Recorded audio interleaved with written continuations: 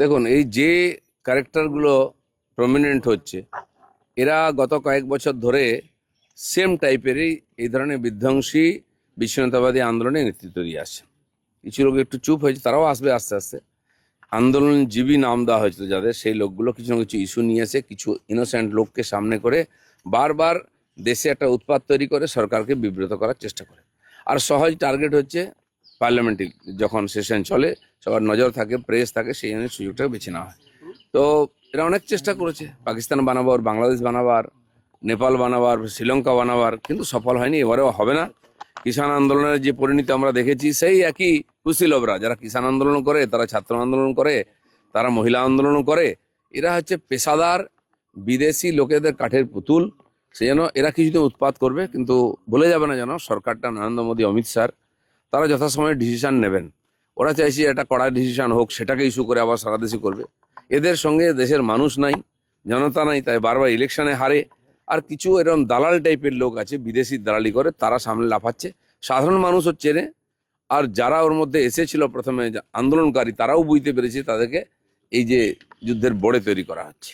যারা নিটে second time পরীক্ষা দিল, প্রথমবার লিক হওয়ার পরে প্রশ্ন পরীক্ষা দিয়ে যারা টপার হলো, তারা বলছে হ্যাঁ আমরা পরীক্ষা একবার ক্যান্সেল হয়েছে, আরেকবার দিয়েছি, ভালো প্রিপারেশন নিয়েছি, আমরা টপার হয়েছি, আমরা কেন যন্তর মন্তর যাব?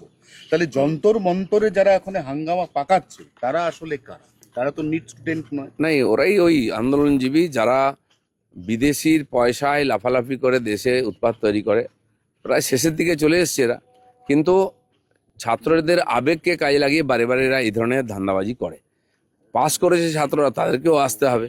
ঠিক বলেছে, আজকে ছাত্ররা নিজের এবং দেশের ভবিষ্যৎ চিন্তা করে ডিসিশন নিক।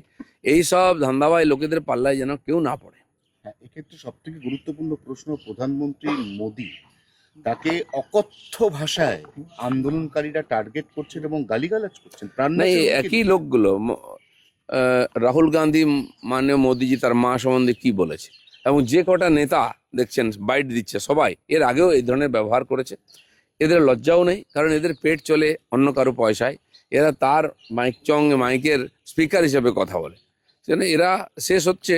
কিন্তু কি আছে, অনেক বিদেশি শক্তি ভারতের ঐক্য, বিকাশ, উন্নয়ন চায় না, তারা এদেরকে বড় হিসেবে ইউজ করছে। কল্যাণ বন্দ্যোপাধ্যায়কে লোকসভা থেকে সাসপেন্ড করা হলো কারণ তৃণমূলেরই মহিলা সাংসদ, তাদের উদ্দেশ্যে তার যে ভাষা, এই ভাষাটা এর আগে কল্যাণ ব্যানার্জির বিরুদ্ধে তার পার্টির অন্য সাংসদ কমপ্লেন করেছেন, কমপ্লেন করেছেন, আরও কেউ কেউ করেছেন। পার্টির মধ্যে নিয়ে অনেক কমপ্লেন আছে, এবং তিনি যে একজন অভদ্র লোক সেটা শহীদ মঞ্চেও দেখিয়েছেন। নেত্রীর সঙ্গে বাদ বিবাদ করেছেন, ড্রামা করেছেন। আর বিধানসভায় ঠিক তারই একটি আর কার্বন কপি তৈরি হয়েছে, যাকে চ্যাংদোলা করে বাইরে ফেলতে হচ্ছে। এমনি কথা বললে ঘরে ধাক্কা দিলেও ওনারা বাইরে যাচ্ছেন না। এইভাবে তো মিডিয়া অ্যাটেনশন করে রাজনীতিতে টিকে থাকা যায় না। চ্যাংদোলাটা কালকে দেখলেন তো, কেমন লাগলো? তারপরে বাঁচার চেষ্টা করছেন উনি। আপনি ভাবুন, একজন ভাষণ দিচ্ছে, কেন তার নাম বলেন, তাকে ডিস্টার্ব করছে। সেটা ঝগড়াটা বাইরে মিটিয়ে নেওয়া উচিত পার্টির মধ্যে। স্পিকার কেন এটা সহ্য করবেন? চ্যাংদোলার সময় দেখা যাচ্ছে আপনি একটু ওপরের পোডিয়াম থেকে মন দিয়ে দেখছেন, কি দেখলেন? অত মন দিয়ে কি দেখলেন? না না, আমি ছিলাম না সেই সময়। আমি আমার কেবিনে ছিলাম, অনেক লোক দেখা করতে এসেছিলেন, দার্জিলিংয়ের টিম এসেছিল, তাদের সঙ্গে কথা বলছিলাম।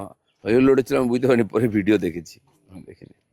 অভিষেক বন্দ্যোপাধ্যায়ের সঙ্গে মদন মিত্রের তো নারদ নারদ চলছেই, তার মধ্যে নতুন করে যেটা অ্যাড হলো, মদন মিত্র কালকে বললেন যে অভিষেক বন্দ্যোপাধ্যায়ের মতো ওরকম অ্যাডামেন্ট নেতা, তিনি কথায় কথায় চ্যালেঞ্জের ভঙ্গিতে কথা বলেন, তার মধ্যে মার্ডার আর কিলার মেটেরিয়াল আছে। দেখুন, এইসব উনিও কিভাবে বলছেন, এটা ওনার ব্যাপার। এইসব পুরনো ব্যাপার। এত 15 বছর দাসত্ব করেছেন, কেন বলেননি? আপনাকে তো তাড়িয়েও দিয়েছিল, তখনও তো বলেননি। টিকে থাকার জন্য, পেটের জন্য ওখানে বসে আছে। আজকে বিপ্লবী হয়ে কোনো লাভ নেই। আর এসব ড্রামা চলছে 6 মাস 1 বছর, দেখুন কি হয়, তারপরে রেজাল্ট পাওয়া যাবে।